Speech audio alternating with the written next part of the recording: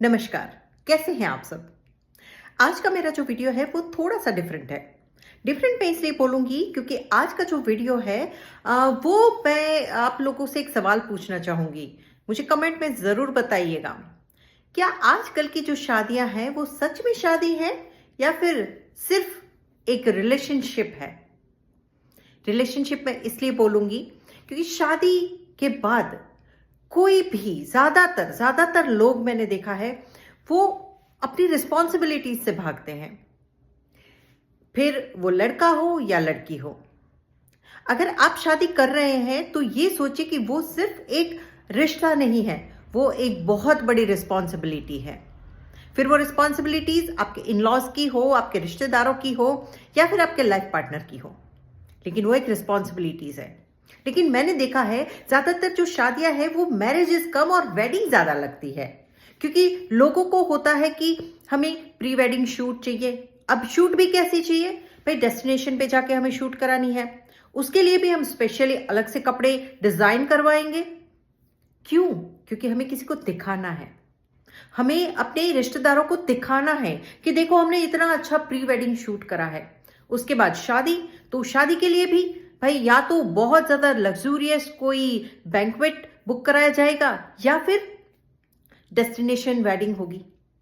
Destination पे जाके करनी, क्यों? क्योंकि हमारे रिश्तेदारों के ने अपने बच्चों की शादियां जो है वो यही लोकल करी थी, लेकिन हम दिखाना चाहते हैं कि देखो मैंने अपनी शादी जो है वो एक बहुत अलग जगह पे और एक डेस्टिनेशन पे जाके करी है। उसके बाद आता है हनीमून। भाई हमें हनीमून पे जाए तो प्री हनीमून शूट होता है, उसके बाद हनीमून शूट होता है। उसके बाद भाई हनीमून, हमारे रिश्तेदार हैं उनके बच्चे तो यहीं इंडिया में किसी जगह पे गए थे, हम तो भाई आउट ऑफ इंडिया जाएंगे, बाली चले जाएंगे या फिर यूरोप चले जाएंगे या फिर कहीं और डेस्टिनेशन पे चले जाएंगे। क्यों? क्योंकि हमें किसी को दिखाना है। लेकिन उसके बाद शादी जो है उसकी रिस्पॉन्सिबिलिटी निभाने की बात आती है। सास ससुर को हम नहीं रखेंगे। क्यों? क्योंकि मैं उनकी रिस्पॉन्सिबिलिटी नहीं उठा सकती। हमें रिश्तेदार नहीं चाहिए, शादी चाहिए, रिश्तेदार नहीं चाहिए। क्यों? क्योंकि रिस्पॉन्सिबिलिटी से भागने का सबसे एक आसान तरीका होता है हमारे पास टाइम नहीं है, ये बोल के हम अपनी जिम्मेदारियों से, अपनी रिस्पॉन्सिबिलिटी से हट जाते हैं।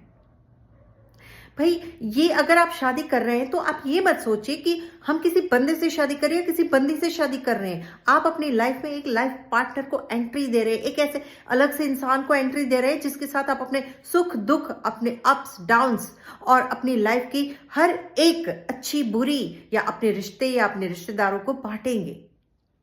जब हम ये नहीं सोचते हैं तो हम सिर्फ शादी इसलिए करी जाती है कि हम दिखावा कर रहे हैं, क्योंकि हमारे रिश्तेदार जो है वो 25,000 का लहंगा पहन के शादी करे तो हम भाई 1.5 लाख का लहंगा पहनेंगे। क्यों? क्योंकि तब हमारे दिमाग में एक बात आती है, जनरली मैंने सुना है कि शादी तो एक ही बार हो रही है ना, तो क्यों ना हम अच्छे से अच्छी चीज पहने। ऑफ कोर्स शादी एक बार करनी है तो फिर उसको ये सोच के निभाओ। शादी के बाद फिर डिवोर्स, शादी के बाद झगड़े, रिस्पॉन्सिबिलिटी ना उठाने के अलग अलग बहाने, वो नहीं होना चाहिए। मेरी बात से बहुत लोग सहमत नहीं होंगे, बहुत लोग बोलेंगे कि ऐसा कुछ भी नहीं है, लेकिन एक सोशल वर्कर, एक लॉयर होने के नाते मैं बहुत अच्छे से जानती हूं कि शादियां जो टूटती है उसमें सबसे बड़ा रोल होता है अपनी रिस्पॉन्सिबिलिटी से भागना।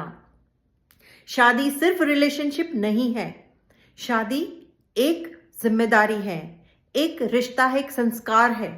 अगर उस चीज को हम नहीं समझ पा रहे हैं तो कभी भी शादी में कोई भी सक्सेसफुल नहीं होगा। क्या आप मेरी इस बात से सहमत हैं या नहीं? मुझे जरूर बताइएगा कमेंट बॉक्स में कमेंट करके। धन्यवाद।